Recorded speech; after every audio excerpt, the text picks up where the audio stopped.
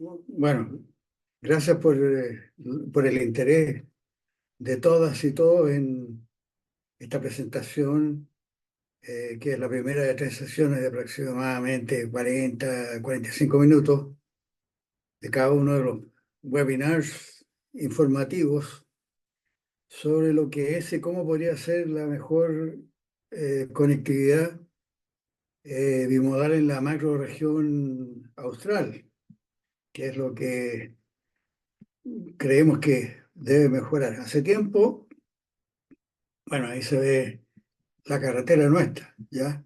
La carretera marítima, porque nosotros vamos a hablar de la cuestión bimodal, pero con énfasis en lo marítimo, ya que de lo terrestre se sabe perfectamente cómo hacer hace mucho tiempo. Bueno, hace tiempo se discute nuestra conectividad. Recién tres gobernadores regionales de la región patagónica suscribieron un acuerdo para Chile por Chile, ¿ya? Entonces trataremos de mostrar cómo se podría hacer. Yo en representación de la agrupación Patagonia Marítima, que hace años está en esto, digamos, hace unos 15 años. eh, Quizá el que partió fui yo, ya explicaré por qué, con la Universidad de Santiago, la USACH. No vamos a entrar en detalles técnicos, aunque se trate de un cambio tecnológico, pero lo podremos hacer posteriormente como un curso corto de lo conceptual, que es lo que hoy se requiere, a nivel de los que toman las decisiones por parte del Estado, ¿ya? Entonces, bueno, ahí estamos en un glaciar, eh, con mi compañero de viaje y todos los otros compañeros de trabajo que estamos en el grupo este de Patagonia Marítima. Y bueno, yo llevo 15 años en Patagonia Marítima, pero hice estudios universitarios en Gran Bretaña y Noruega. Y bueno, terminé a partir de los años 62 por ahí, y ejercí prácticamente mi profesión durante 50% del tiempo en el extranjero, ¿ya? En ASMAR, en 1963, fui, digamos, el primer jefe de la División de Construcción Naval donde participé de la construcción de la primera barcaza Made in Chile, la Licura, con planos adquiridos en Estados Unidos. Y en 1965, cuando todavía la conectividad era con pequeños barcos cargueros tradicionales, en Empremar, Empresa Marítima del Estado, que fue inicialmente Ferronave de Ferrocarriles del Estado, y luego pasó a ser Empresa Marítima Empremar el año 1958. eh, eh, eh, Fue y bueno, privatizada durante el gobierno militar, pero digamos, en el 1970 por ahí, se me pidió que desarrollara un diseño de una barcaza, que está aquí, la Pilchero. Bueno, esto para el Ministerio de las Públicas. No se me dijo para qué. Eh, bueno, yo pensé que era una barcaza de aquella época, que eran embarcaciones de la Segunda Guerra Mundial que actuaron en Normandía, y por lo tanto sus cascos era muy simple y terminaron botadas en la playa en Normandía. Bueno, pero después varias marinas armadas, como la de Chile, las utilizó en viajes de conectividad, digamos, pero no de como ferry, sino que llevando maquinaria a lugares donde no habían camino, ¿ya? Entonces, yo pensé también lo mismo. Me dijeron una serie de cosas y, como ustedes ven en la imagen, tenía hasta una pluma o una grúa, digamos, para meter animales vivos dentro de una bodega, pasajeros, bueno, vehículos, etcétera. Y posteriormente supe, cuando yo ya estaba viviendo en Brasil, que que estaba el barcaza que se había bautizado Pilchero, estaba operando entre Chile Chico y Puerto Ibáñez, como ferry, o sea, operando por primera vez una embarcación que llevaba vehículos entre dos terminales en forma repetitiva. Y ahí está, podríamos decir que el inicio de la conectividad bimodal en Chile, con Rolón Roloff, digamos, con vehículos rodantes. Y bueno, y aquí les puedo mostrar otras cantidades de cosas que hemos hecho. Ya, esta es la Esmeralda que se construyó en Iquique, que hoy día es como la mayor atracción turística que tiene. Pero antes de eso nosotros habíamos propuesto un clipper de estos de salitre, una cuestión muy importante en la historia de Chile mercante. Este otro que propusimos el mismo, digamos, el Pets Chili, que es una serie de estos barcos salitreros para el muelle Barón. Y bueno, y además, bueno, ahí estoy mostrando unos robots submarinos que diseñé en una empresa que yo formé en Brasil, CleanShip, para limpiar los cascos de los buques con un sistema de robot hidráulico. No existía la electrónica para la robótica en aquella época. Y después, bueno, la construcción de, bueno, 10 naves de este tipo, químicos y gases, para un armador franco-noruego que operaba en Brasil. Y lo construimos en Noruega, Francia, España, en varios países europeos. ¿Ya? Eh, y bueno, ya entrando en el tema, esto es lo que existe hoy día prácticamente en cuanto a navegación marítima. Uno parte desde Quellón y llega a un cierto punto aquí en el Canal del Elefante, tiene que salir a mar abierto para contornar la península de Taitao, porque aquí está Modeoski, es el único lugar donde no se puede andar por canales interiores, ¿ya? Eh, Obviamente que hoy día uno puede salir, puede andar, llegar por tierra, inclusive partir por navegando desde Puerto Montt, existe una línea, pero pocos navíos, y la otra alternativa es por la carretera austral, llegar hasta un punto de Puerto Yungay y de ahí partir para conectarse por el canal Messier, bajar a Puerto Natales, etcétera. Eh, Así que fue hace como unos 10 12 años atrás, llegamos al concepto, a estudiar el concepto Chile por Chile, evitando ir por Argentina.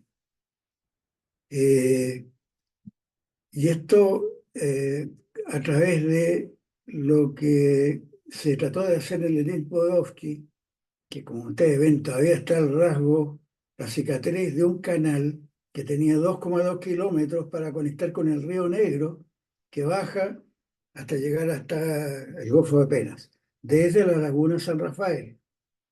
Aquí se ven las obras. Eh, este señor con bombacha es mi abuelo, que fue el que diseñó para el MOP, como ingeniero noruego especializado en hidráulica, lo contrataron para hacer el diseño. Y acá atrás está un vapor porque eran a vapor, usaban carbón. Esta era de la empresa Ferronave, o sea, Ferrocarriles del Estado con visión de futuro, había visto que para seguir hacia el sur había que usar el mar, porque con los trenes podía llegar a Puerto Montt, quizás un poco más al sur, digamos, de Aysén, pero era imposible llegar más lejos sin usar el mar. Y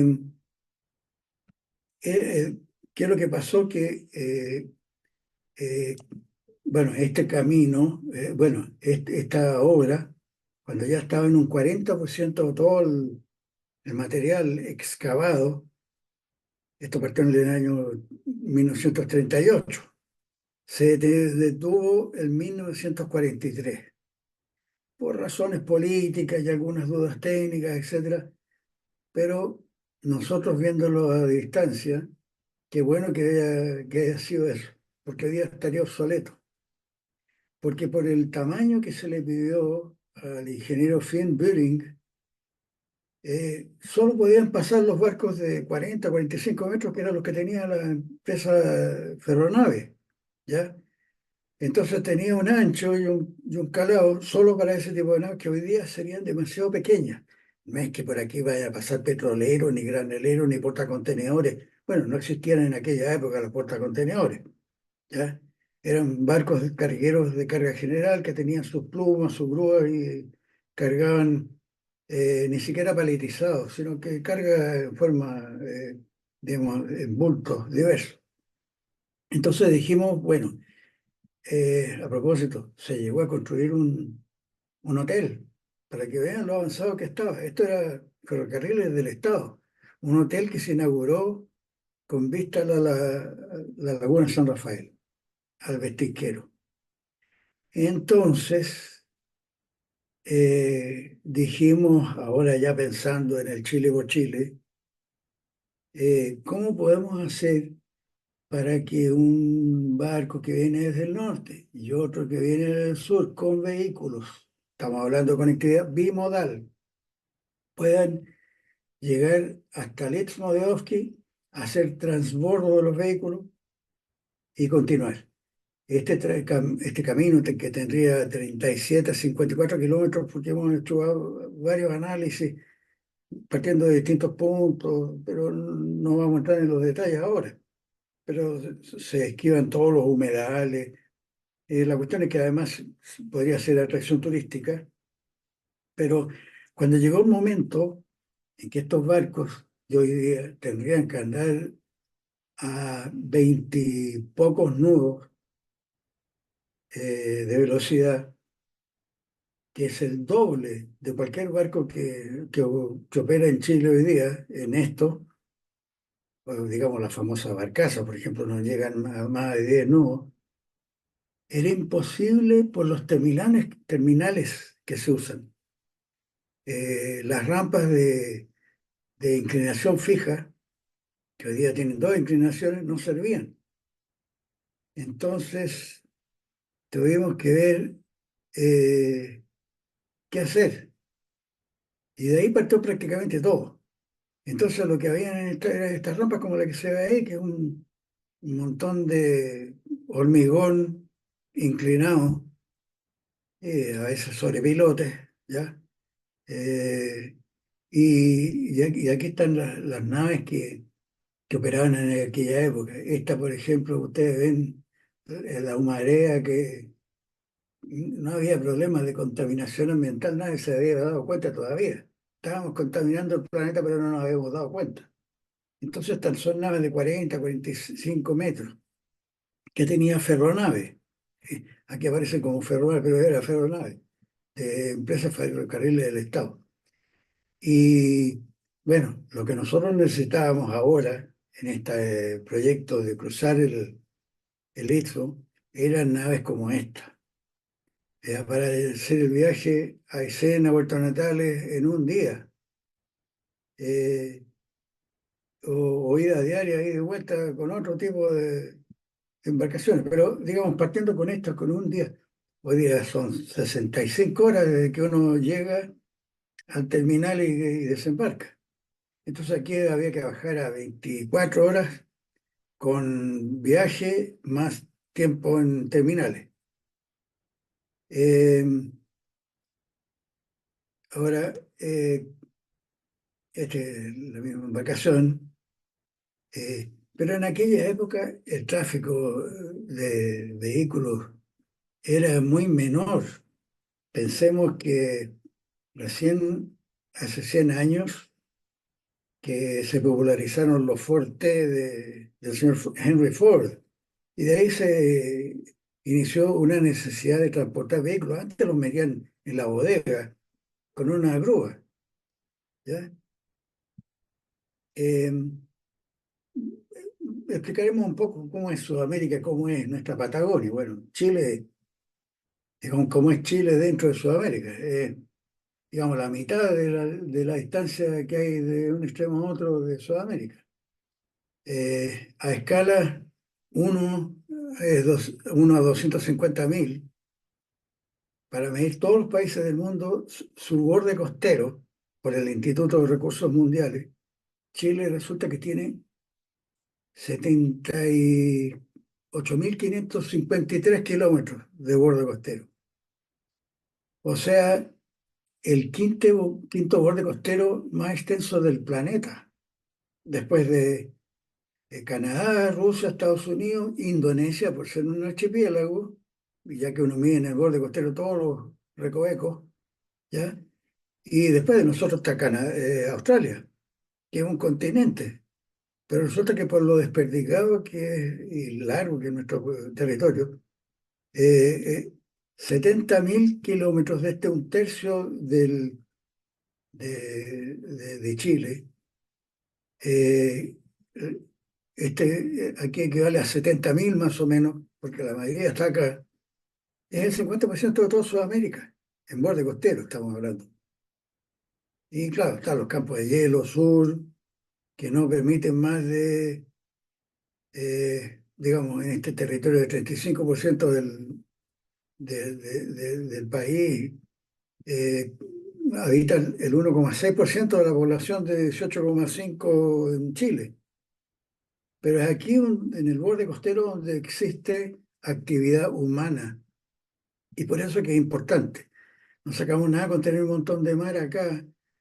Si nosotros no estamos ahí fuera de la pesca, digamos, que salen un poco hacia afuera, pero la corriente de Humboldt está cercana a la costa y ahí es donde ocurre la pesca. Entonces, eh, este sector, ya aquí estamos en la Patagonia Argentina y esta es la parte nuestra, y esto que está en color morado claro es donde existe actividad humana, ¿ya? Hay, digamos, el Golfo de Ancud, el Corcovado, el Golfo de Penas, y en algunas partes para llegar al canal Beagle hay que salir a mar abierto por acá, pero el resto todo es agua protegida. Eh, entonces, bueno, aquí vemos lo desperdigado que es, y estas imágenes, las líneas amarillas son rutas marítimas que tienen conectividad, continuidad, porque hay 3.000 kilómetros, pero los cuales solo 2.000 son con continuidad, porque los otros 1.000 son fiordos ciegos, donde termina en un glaciar muy bonito, pero no hay continuidad. Y bueno, aquí están los archipiélagos también, como el de Chiloé, donde hay un montón de pequeñas comunidades en islas que se deben conectar. Y este territorio, esta imagen es interesante porque muestra que los recovecos que hay en todas estas pequeñas ensenadas de aguas protegidas.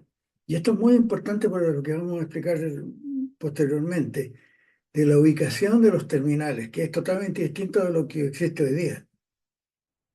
Ahora, hablando de la Patagonia, del clima, de la Patagonia que generalmente se habla que es clima muy extremo, no hay que ver. O sea, por efectos de la corriente Humboldt, de la corriente antártica, que modera y que mantiene las temperaturas constantes de nuestro litoral, es el mar.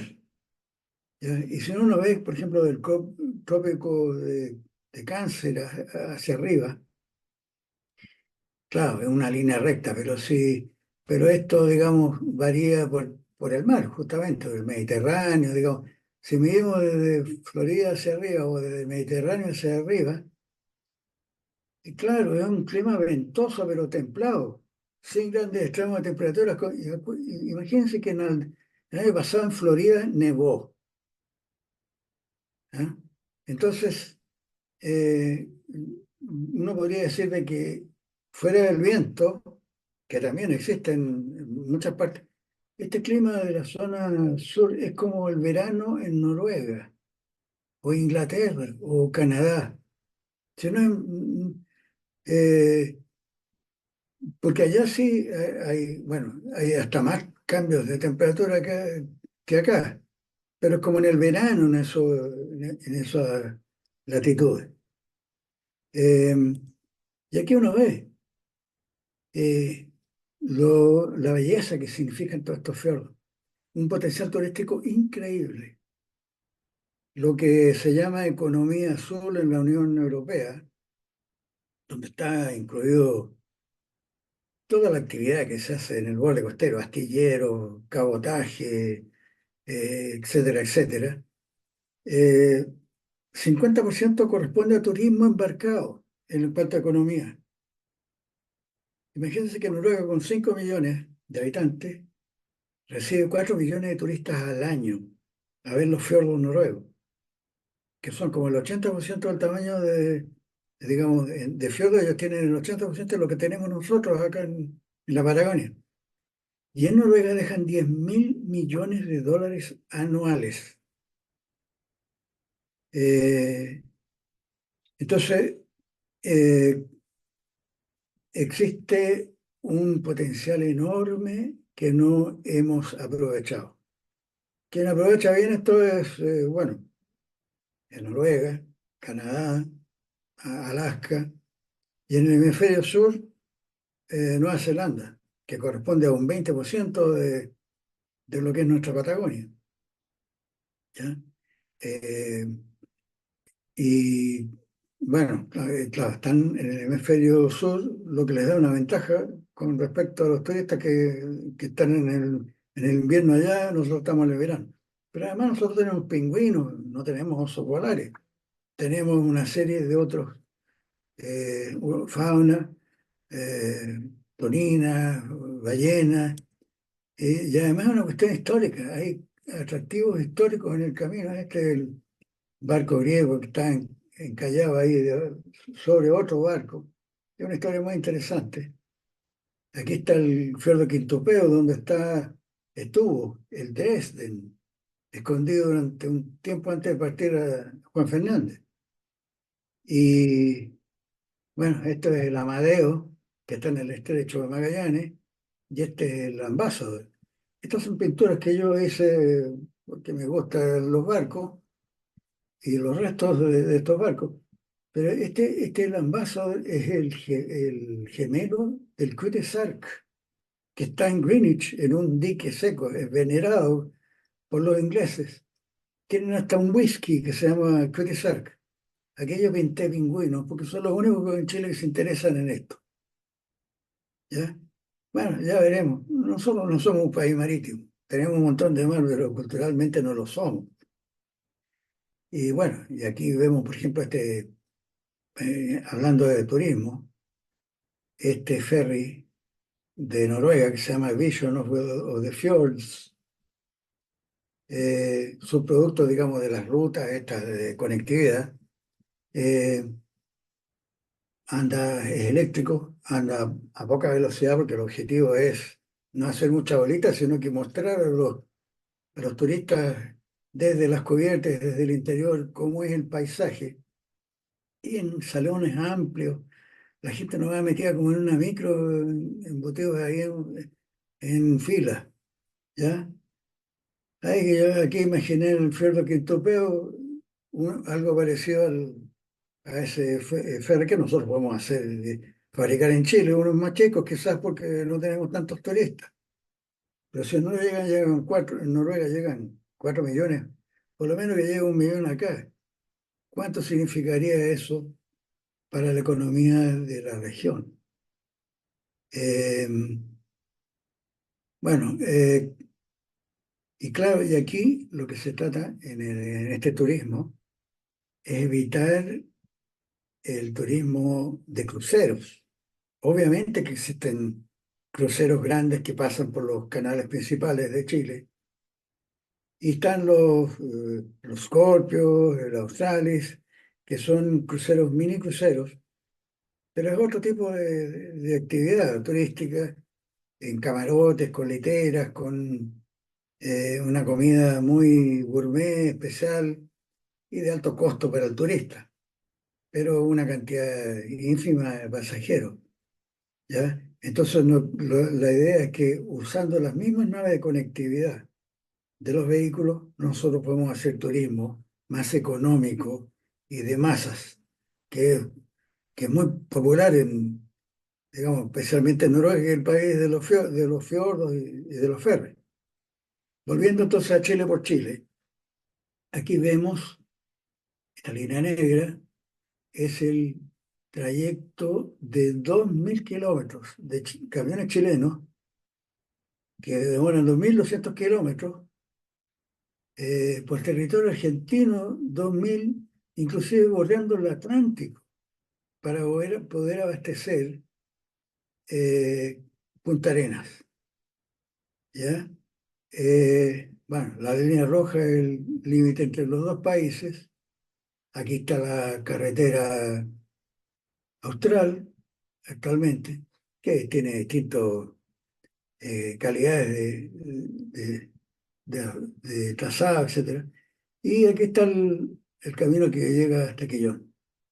Aquí están los distintos viajes que se pueden hacer hoy día. Inclusive llegar hasta el Beagle.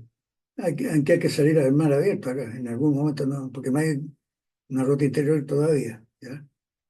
Eh, nosotros vemos ¿qué es lo que proponemos? Mantener a Argentina como una alternativa. Pero el viaje por Argentina tiene un problema importante que lo hemos visto anualmente, por huelgas, por hasta casi un conflicto militar tuvimos con ellos. Entonces son cuestiones que no podemos controlar. Y por eso lo de Chile por Chile. ¿Y cuál es la propuesta, digamos, básica nuestra? Usar la carretera que va por Quellón con el nuevo puente y la inversión que se está haciendo de 1.100 millones de dólares, cruzar a Puerto Cisne, de ahí tomar la carretera austral con una parte que hay que mejorar, pero digamos hoy día se puede transitar, y desde Caleta Tortel, no de Puerto Yungay, donde está hoy día parte un ferry, seguir en un día hasta Puerto Natal y de ahí continuar por tierra hasta Punta Arenas y más al sur, si fuera el caso. Eh, entonces aquí hay unos eh, 320, 230 kilómetros que hay que mejorar, ¿ya? Pero hoy día se puede usar. Y si nosotros hacemos un close-up ahí de la parte norte, ¿ya? Y aquí vemos que hay este pedazo que hay que mejorar, y en eso están.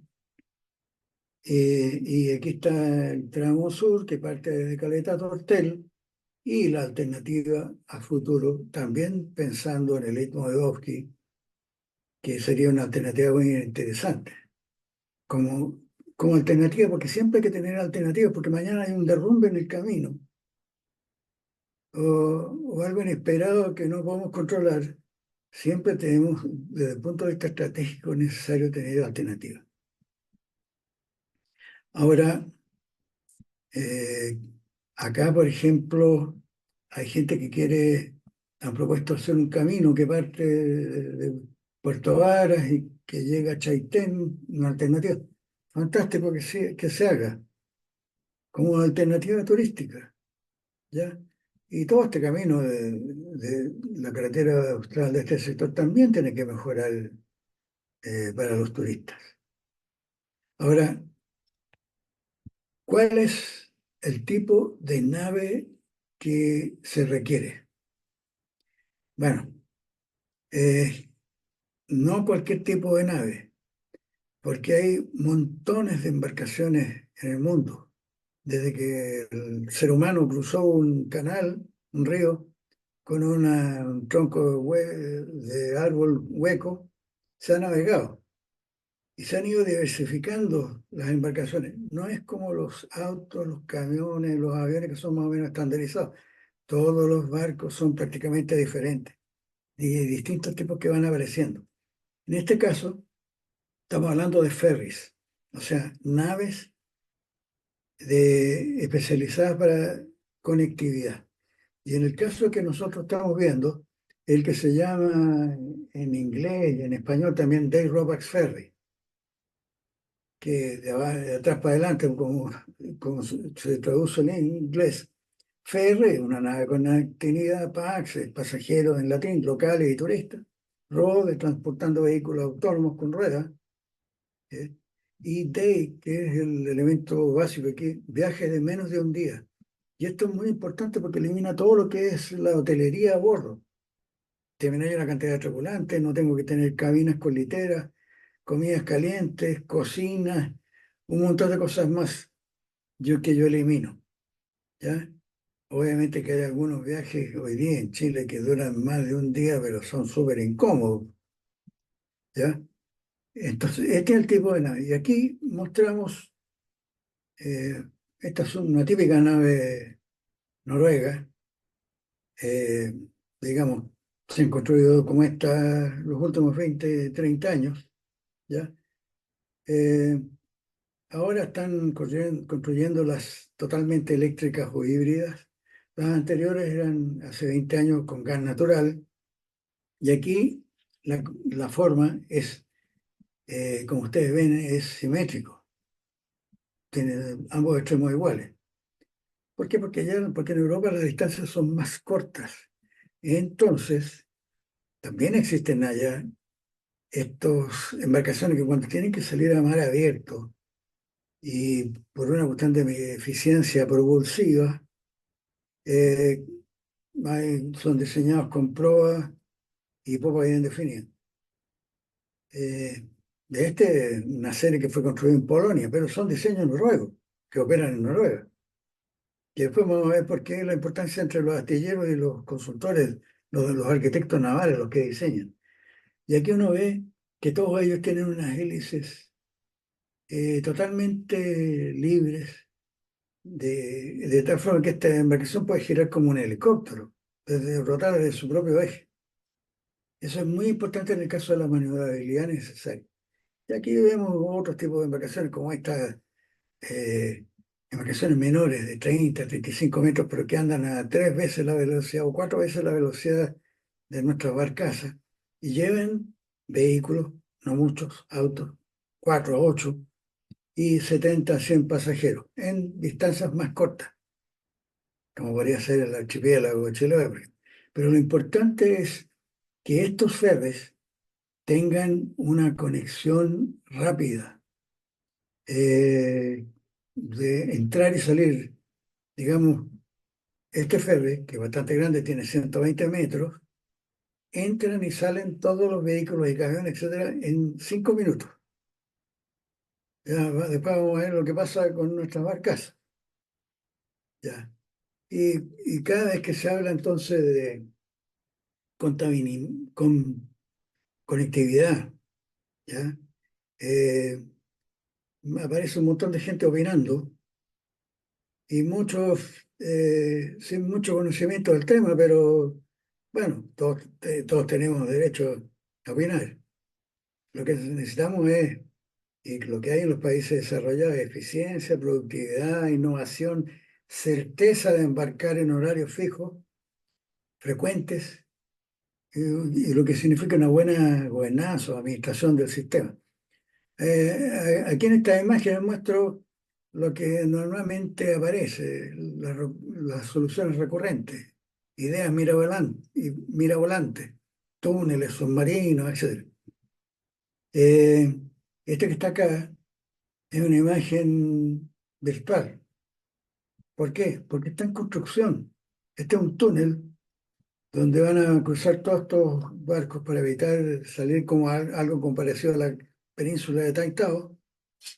Y bueno, en este túnel queda 1,5 metros digamos, entre los bordes y el costado del barco, y no tiene ningún problema. Y estos túneles flotantes, a media agua, digamos, porque encima pasan barcos, ya existen en Noruega. Lo que pasa es que te voy a mostrar una imagen virtual, porque cómo vamos a sacar la foto desde afuera, haciendo un corte.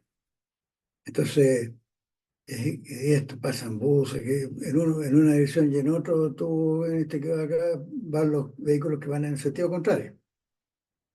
Y, y bueno, hay estos terminales, como en Noruega, que tienen unos túneles enormes para entrar, llegar y salir, o en Escocia, el canal Falkirk, que es como un ascensor de barcos para transferirse de un canal a otro. Y hoy día es más atracción turística que otra cosa. Ya este mismo de Noruega. Imagínense esta tremenda mole, como podría ser en el Canal de las Montañas en Chile. Y uno puede cruzar por debajo. Aquí llegan los automóviles que están, los que se van y los que van llegando, no sé, bueno. Pero acá está el terminal, que es esta cosita que está acá. Esto otro no, esto no es más que una retención lateral. Pero ya entraremos a explicar qué es lo que significa esto. Ahora, veamos qué es lo que tenemos en Chile, cómo son nuestras embarcaciones. Concepto de nave de conectividad en Chile hoy. Ahí viene la palabra Grecia. Porque las primeras, y hasta ahora, muchas de ellas, fueron adquiridas en Grecia o usan el concepto griego de diseño, ¿ya? Pero tienen fondos planos y proas planas. Ya, esta es una barcaza, tiene la hélice a popa y ingresa por delante y sale por delante los vehículos, no pueden salir por atrás. Y vean acá estos detalles que marca acá las anclas. Ningún ferry hoy día usa anclas, no se usan. Esto es una pérdida es un peso muerto. El peso de todo esto más las cadenas, el pañol de cadena y todo, equivale a varios vehículos menos que se pueden llevar en su vida útil. Entonces, todas las primeras barcazas, a partir de la Pilchero, la Helicura, la Pilchero es la que primero que partió como ferry, eran barcazas de desembarco de Normandía, ya que quedaban botadas ahí en la playa. Por eso que eran tan simples de construir. Y los griegos la siguieron usando porque ya veremos cuál es la razón. Pero aquí está la misma, pintada con otros colores y con el nombre Yacaf. Le agregaron en Iquique, además, en la marca chilena ya un más espacio porque tenemos más tripulantes obligatoriamente en Chile y necesitamos más pasajeros, probablemente. Pero esto tiene 76 metros, origen Grecia, tiene 52 años, eh, costó 9 millones de dólares más con la adaptación. eh, y digamos, estas rampas y cadenas y todo equivale como a 4 autos menos en cada viaje. Y hoy día esto ya ni se usa porque inclusive las anclas que están acá, hoy día los barcos atracan y hay un sistema electromagnético con vacío que la mantiene en posición. Y este es el tipo, perdón, de embarcaciones que operan en nuestras costas.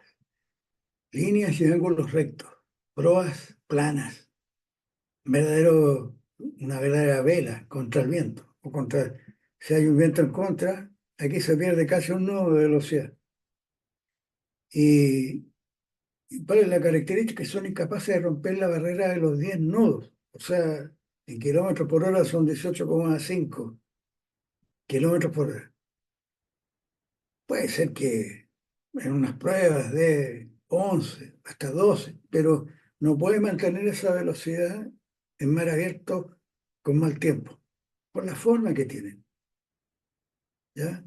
Eh, y bueno, aquí uno le podría llamar hasta portarrampas, porque imagínense lo que significa eso en pérdida de transporte, en toda la vida útil, menos vehículos, o sea, y combustible usado para mover todo este peso.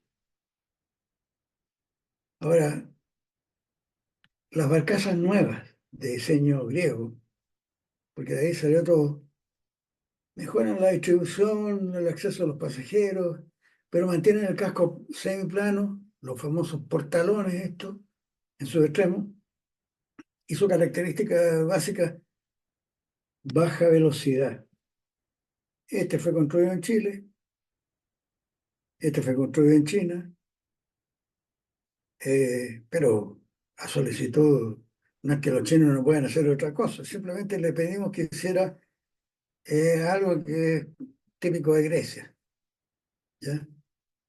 Y después vamos a ver que uno de ellos, unos gemelos de este, perdió hasta la rampa, porque, bueno, ya explicaremos por qué. Y aquí se ve eh, que no hay ninguna innovación de importancia, el mismo concepto. Y si uno ve las nuevas barcazas griegas, estas Lagios, tienen un, digamos, un casco un poco menos plano, digamos, pero como es simétrico, tiene, los dos extremos son iguales, tiene que tener unas pequeñas hélices metidas aquí, escondidas acá, ¿ya? Lo que es bastante nefasto para operar. Y aquí vamos mostrando un video, vean el tipo de una caja navegando para que no puede sobrepasar la velocidad que ya dijimos, eh, formando olas innecesarias para la navegación, o sea, gastando energía en eso. Eh, Sin ser experto navegante, es lo más lejos de lo que uno supone de una embarcación. Más adelante veremos cómo navegan los ferries que cuentan con formas adecuadas y sistemas eficientes de propulsión, formas hidrodinámicas, ¿ya? ¿Ya? Estos son los que cruzan el estrecho de Magallanes y que también en el estrecho, digamos, de Magallanes y el estrecho, digamos, el canal de Chacao. Aquí uno ve que tiene que ir una persona a bordo indicándole, córrase para acá, muévase un poco más para allá.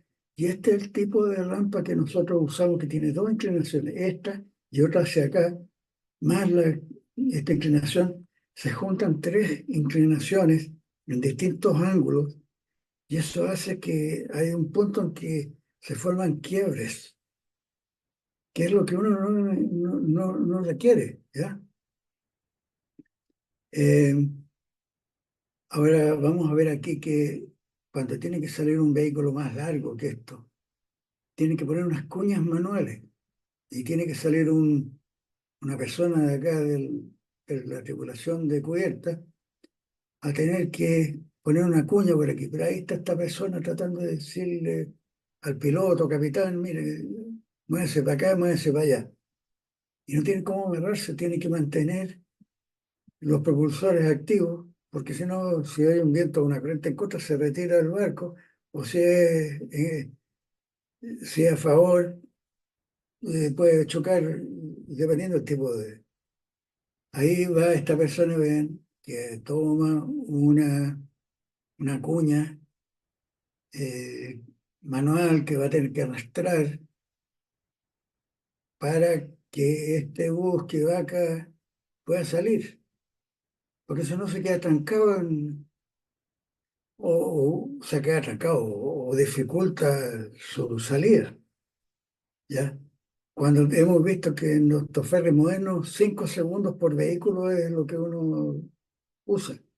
Aquí se ve cómo están acomodando la cuña ahí en una de las ruedas para que no se quede atascado. Eh, Ahí ya parece, ya consiguió pasar.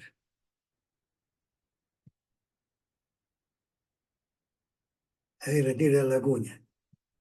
Pero ahora va a tener que acomodarlo para este otro, ¿ya? Bueno, eso es un ejemplo de mal funcionamiento. Y proyectos recientes con especificaciones del Ministerio de Obras Públicas, de la Dirección de Obras Portuarias, para operar con rampas, en este caso con dos escalones fijos. Una vez que no hay innovación, es una cuestión estética prácticamente. Metieron, en vez de poner tripulantes sobre los pasajeros los metieron juntos, pero es algo que uno tiene que tratar de evitar. Y obviamente que para conseguir un poco más de velocidad le pusieron más potencia. Pueden haber mejorado un poco la forma del casco, pero prácticamente se mantiene el mismo principio griego. Y siguen las butacas en línea como en un bus. Y algunos no hay ni siquiera para dónde mirar. Uno tiene que pedir permiso para poder salir de aquí hacia acá al baño.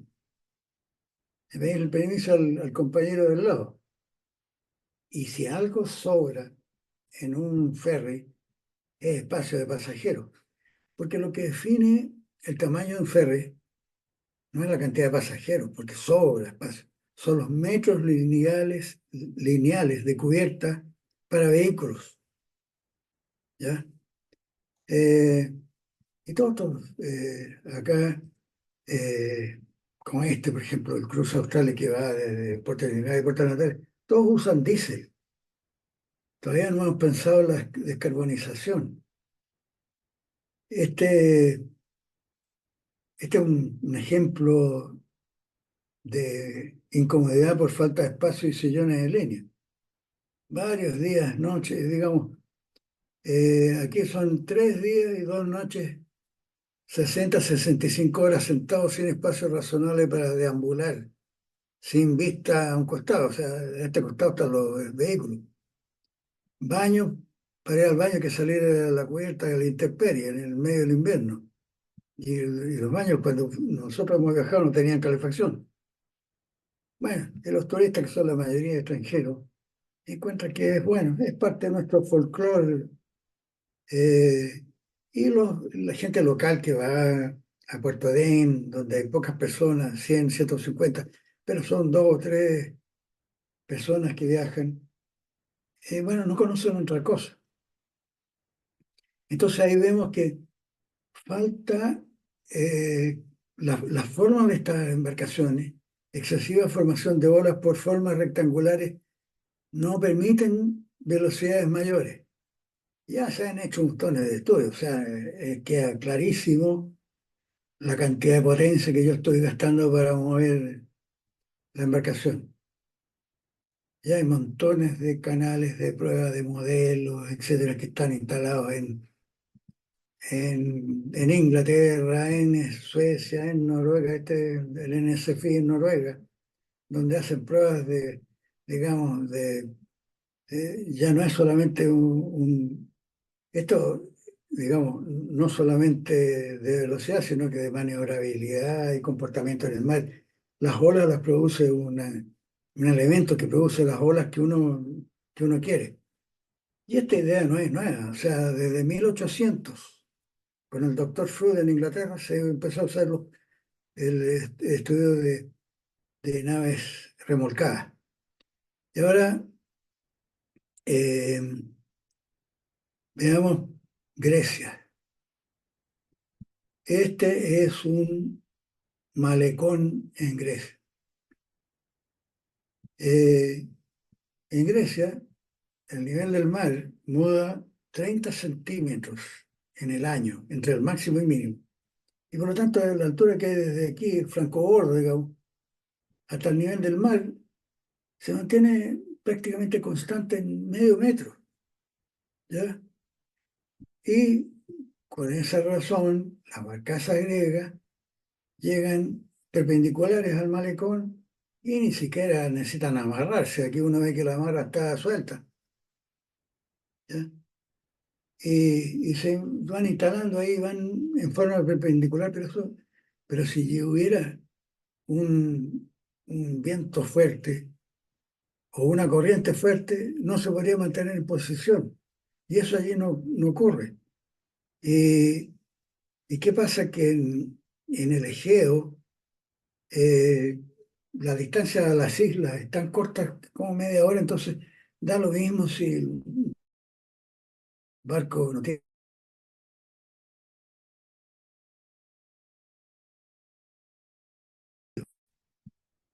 Pero en Chile, la distancia, Cero. Parece que se anduvo cortando un poco la grabación, pero bueno, volvimos a Chile. Esto es Quellón, como ustedes ven, donde imagínense que en Chile los cambios de nivel a diferencia de Grecia, son 7 a 8 metros en algunas partes. En otras partes llega a 1 metro, medio metro podría, 1 metro, ya, lo menor. Entonces es una situación muy diferente.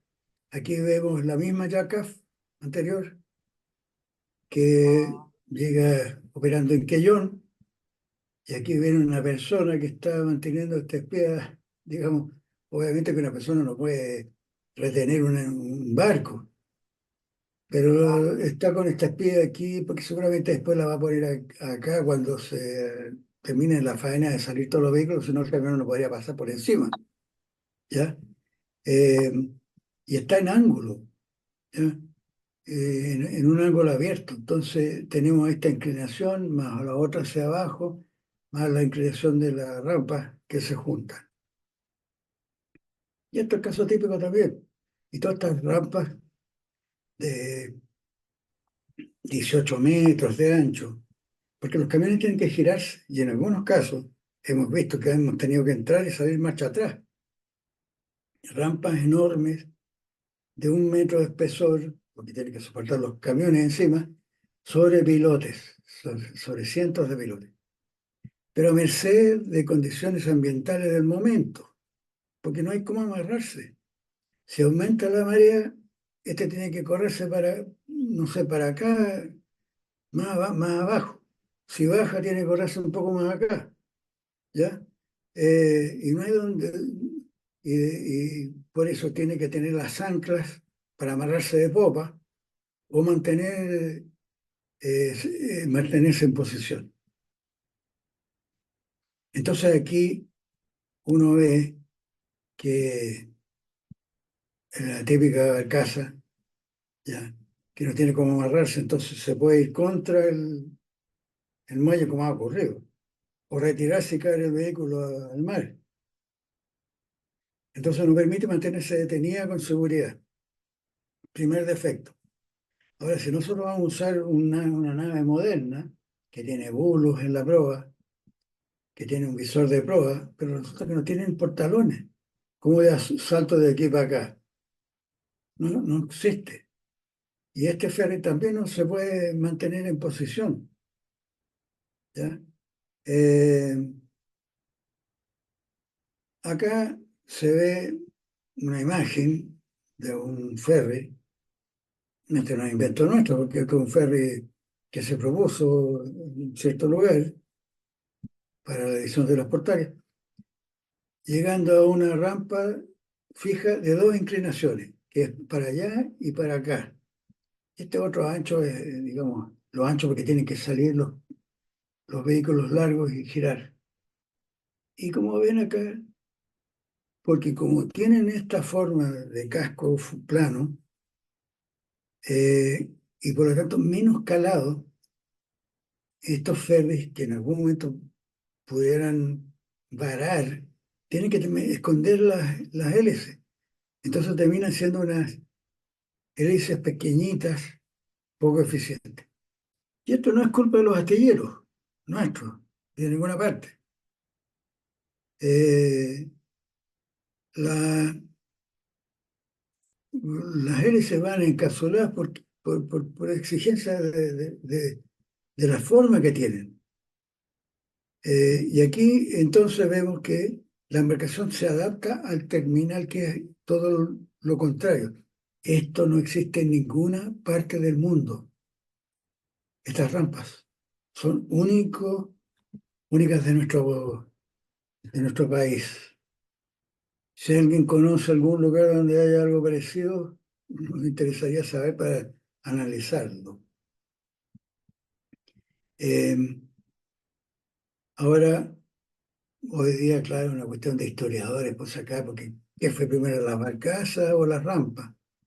Hay una discusión ahí que uno se tira la pelota contra otro, pero la cuestión es que ya quedó establecido de que se construyen rampas por todos lados y las embarcaciones tienen que acomodarse aquí.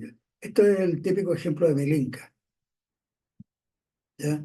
Aquí consiguieron ver, poner una habita aquí, otra habita acá, pero resulta que acá, si hay una corriente en contra o el viento vamos a favor, se va contra la rampa. Y es una tremenda estructura que costó 9 millones de dólares, que no es nada raro dentro de las rampas nacionales. Y aquí se ve la construcción. Más de 150 pilotes, mira, lo he tratado de contar varias veces, pero da lo mismo, es una cantidad enorme, de entre 100 y 150 pilotes, digamos, algunos en diagonal. Y esta losa ancha, de 1 metro de espesor, digamos. Y esa losa está soportada por esta tremenda estructura sobre pilotes hincados, ¿ya? Eh,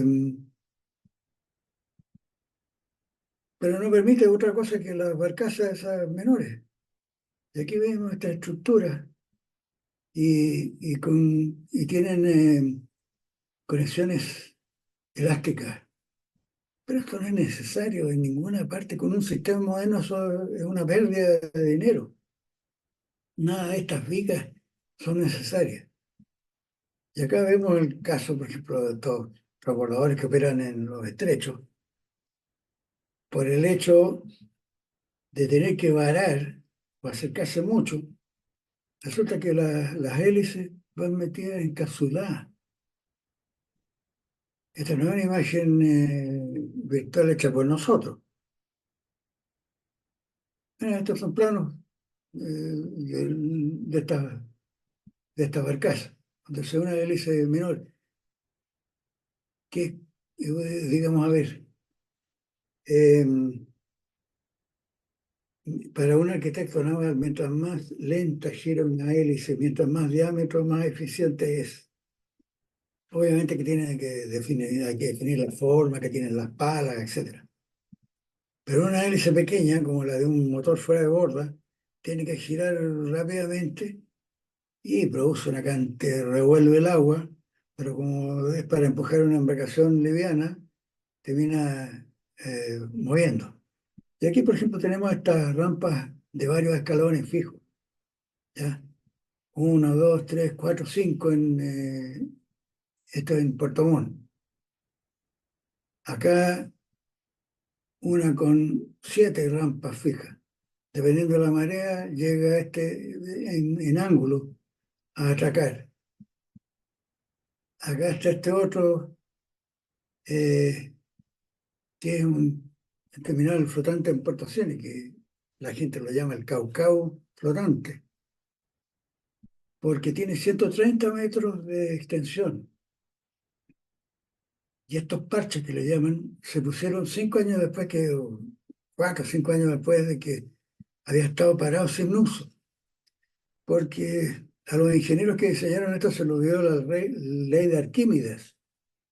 Entonces, cuando un camión o la rampa, el portalón de una de estas barcazas llegaba acá y se apoyaba sobre este bajaba y se producía un escalón respecto a este otro, que rompía la tracción de los camiones. Y por eso todo detenido hasta que se gastaron, creo que $1 millón en cada una de estas vigas, que tienen 2 metros de altura y son triples. Y bueno, hay otras soluciones. Bueno, esto inclusive se repite hasta para transitar peatones y embarcar en una embarcación, una lancha, algo inverosímil. Esto costó $3 millones, no lo inventé yo porque aquí hay un letrero al lado que dice, con un gran orgullo, que estamos invirtiendo ese dinero en mejorar la conectividad. Y al final resulta que, como no se pueden amarrar y viene un viento fuerte, termina la barcaza montada sobre la rampa o varada. Y en algunos casos también estos portalones, como este el Capitán Andrade, que fue construido en China, pero que tenía este portalón que cerraba acá, se cayó al mar. Y eso no es nada raro. La Axio, el Cruz Australes, hay varios otros que clausuran la rampa que van a navegar como proa, le ponen unas vigas atravesadas, le ponen soldadura para que no se caiga. Lo que es un absurdo, porque ¿para qué entonces construir naves con dos extremos similares? Y bueno, y como estas estructuras de hormigón con el tiempo se corroe el metal, se quiebran con sismos. ¿Y para qué hablar digamos, de reciclaje? O sea, estos son muy poco amigables con el medio ambiente. Aquí si uno quiere desmontar una rampa de estas, termina dejando un montón de escombros en el mar. ¿Ya? Entonces, ¿qué es lo que nosotros decimos? Que hay necesidad de una buena arquitectura naval aplicada a los ferries. Este ferry de la princesa Oseberg, 200 años después de Cristo, ya, hay que ver, porque ellos eh, veían que los peces se mueven en el agua por alguna razón. Hace millones de años han formado formas hidrodinámicas.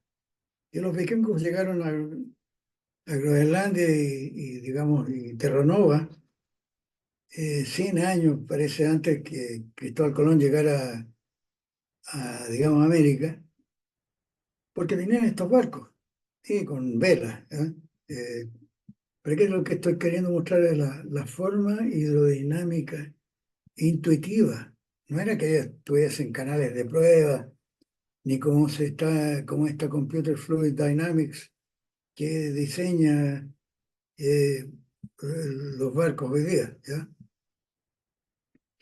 Ahora, eh, no solamente hidrodinámica, sino que aerodinámica. ¿Ya?